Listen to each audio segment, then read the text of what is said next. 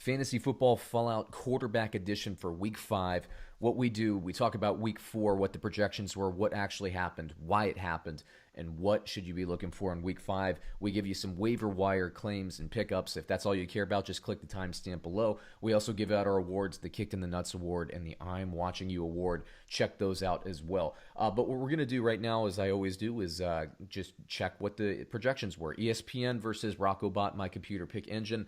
Rockobot and ESPN have been neck and neck since I started releasing my computer picks in Week 3. Very interesting so far, but we'll go through them. Quickly, the top 10 in terms of ESPN and Rockobot. In order for ESPN, Russell Wilson, Josh Allen, Lamar Jackson, Matt Ryan, Kyler Murray, Patrick Mahomes, Deshaun Watson, Aaron Rodgers, Dak Prescott, and Joe Burrow. Obviously, a couple of these guys have not played yet because they play on Monday. We will clean that up next week to show you what the results were after the Monday Night Football games get played. For Rockobot, the projections: Aaron Rodgers, Russell Wilson, Matthew Stafford, Dak Prescott, Patrick Mahomes, Ryan Fitzpatrick, Josh Allen, Joe Burrow, Lamar Jackson, Kyler Murray. Now, I will say Cam Newton was on these projections, but obviously he will not play. That's why Kyler Murray got elevated to number 10 for me. Who actually scored in the top 10? In order, Dak Prescott had a massive day. Tom Brady had a vintage day. Teddy Bridgewater, we had a nice projection on him, but not quite top 10. Ryan Fitzpatrick, same deal. He's been in the top 10 now 3 out of 4 weeks, everybody. You need to start paying attention to Ryan Fitzpatrick. Lamar Jackson, Josh Allen, Gardner Minshew, Russell Wilson, Derek Carr, and Kyler Murray.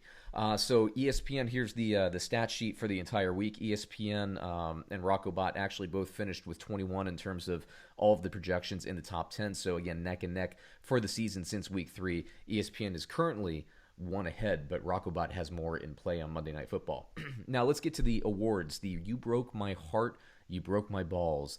Nick Mullens, what a kick to the crotch he was.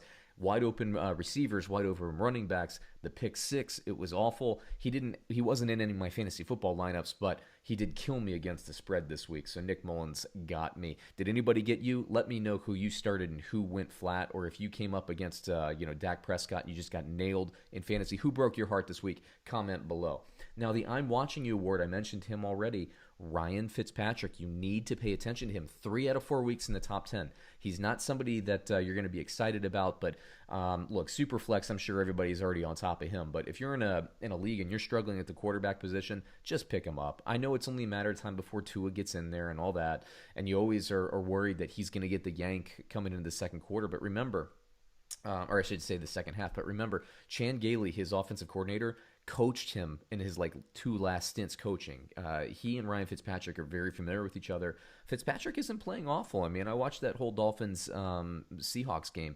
The problem is Miami is completely one-dimensional. They can't get a running game going.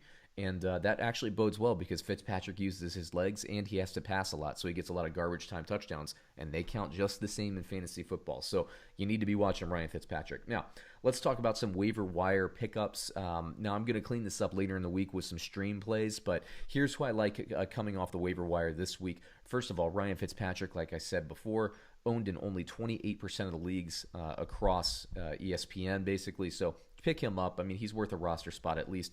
Gardner Minshew, we talk about him quite often on this program, but all he does is score, man. He scores very well. Jimmy Garoppolo coming off that ankle. The one thing that was apparent is with Deebo Samuel, of course Kittle, they're going to get Mostert back soon. Ayuk looks fantastic. With all that core back, San Francisco is going to be a very potent offense, and Jimmy Garoppolo is going to have a lot of weapons. So I like him. I know he's injured, so people are forgetting about him. Only owned in 24% of the leagues. Justin Herbert played fantastic against what I think is a very strong defense in Tampa Bay.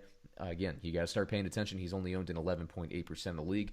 We'll see. Will the Chargers really give the starting job back to Tyrod Taylor? Even if they do, I don't think it's going to last long. Herbert is the real deal. Pick him up.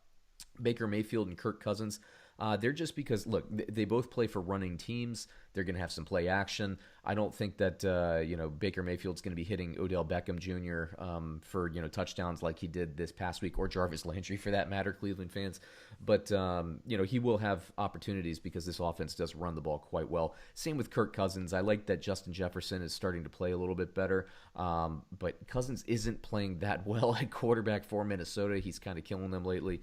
It's not only him, though. But I will say Minnesota is getting better. They're playing better. and I think they're going to start to go on a run. And Cousins, over time, he evens out, and he's due for a couple of good weeks in a row here, especially with Thielen and Justin Jefferson to throw to, not to mention Dalvin Cook out of the backfield and Kyle Rudolph in the red zone. So Cousins will get better. Invest low on him. I think you'll be paid off as the season goes on. So there you go. There's the fantasy football fallout.